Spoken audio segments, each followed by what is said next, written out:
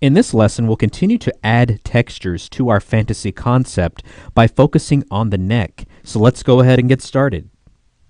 All right, so in between lessons, I continued on adding in these additional textures to the skin of our fantasy concept here, and it really does make such a huge difference. It really adds just to the overall nasty demeanor that we're really aiming for with our goblin-like, orc-looking character that we have here.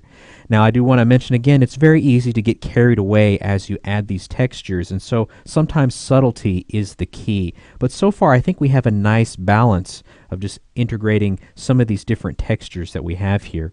So we're just going to kind of continue on and focus on the neck. It's at this point where we're kind of starting to unify both the neck and the head together.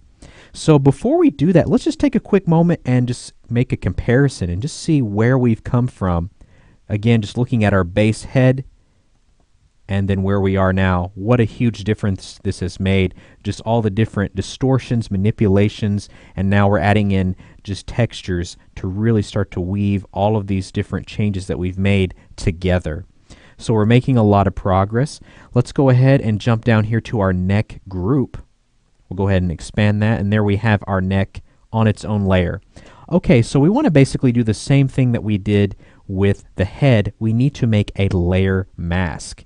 So we're just going to right-click over the actual thumbnail of the neck, and then we're going to go to Select Pixels here towards the top of that menu.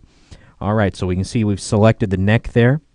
Now we want to come down to the bottom of our Layers panel, and we're going to click on this little button right here, the rectangle with the circle in the center. All right, great. So we have our layer mask. Now we want to basically take the same approach that we did with the head. We'll go ahead and start with some veins. I kind of like adding the veins first and then layering on just additional textures, additional blemishes. So let's go ahead and make a new layer.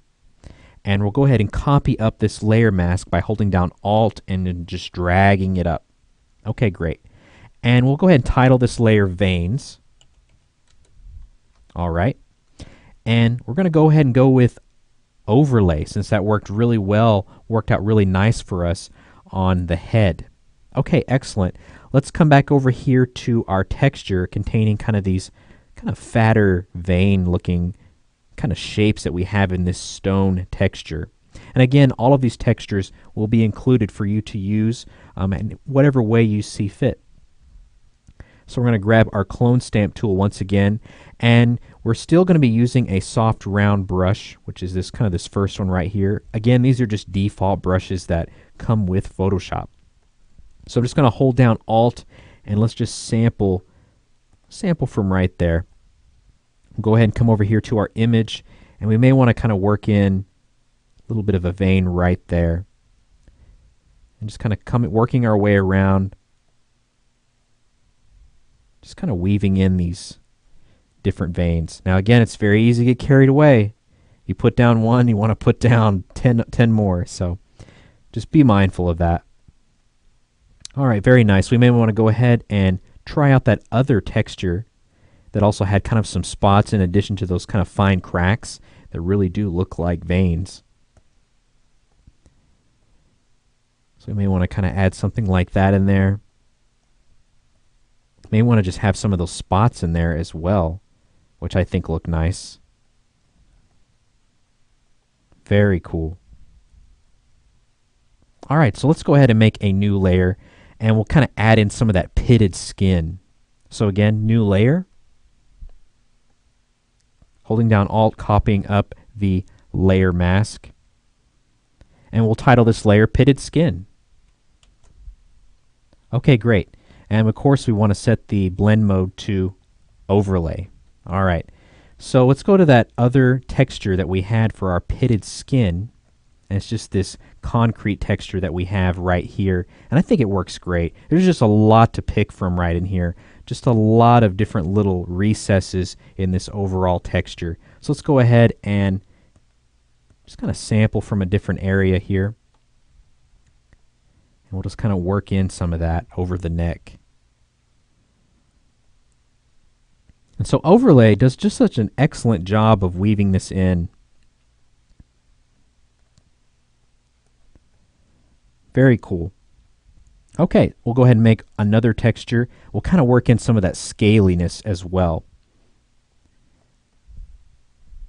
So just making another layer, setting the blend mode to overlay, and we'll title this layer Scales.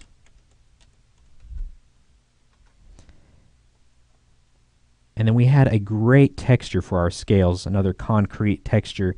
Just these cracks in the texture work great. They almost look like scales just by themselves, just looking at this image. So we'll go ahead and hold down Alt and sample again. Just kind of start to work some of these scale textures in. And just, again, kind of sampling from some different areas. It's easy to kind of have a repeated pattern that suddenly just kind of shows up out of nowhere. And of course, we may want to go ahead and lower the opacity down just a little bit, just to kind of see how that looks. It was looking a little bit intense. Okay? And we'll go ahead and make one more layer and work in some blotches. So copying up the layer mask one more time, and we'll call this blotches.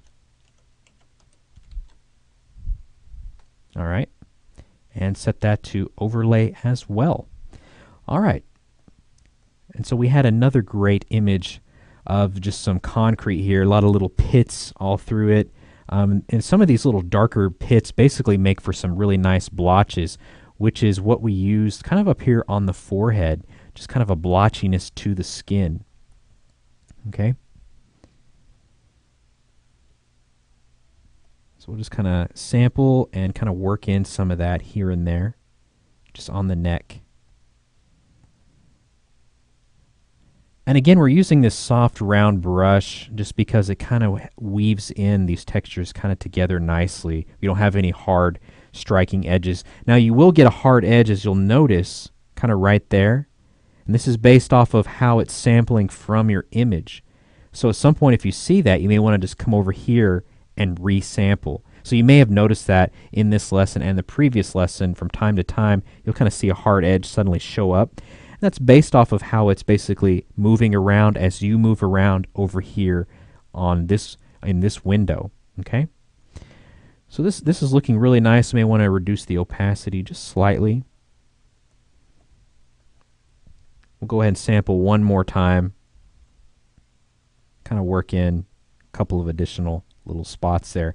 So overall, it's looking very nice.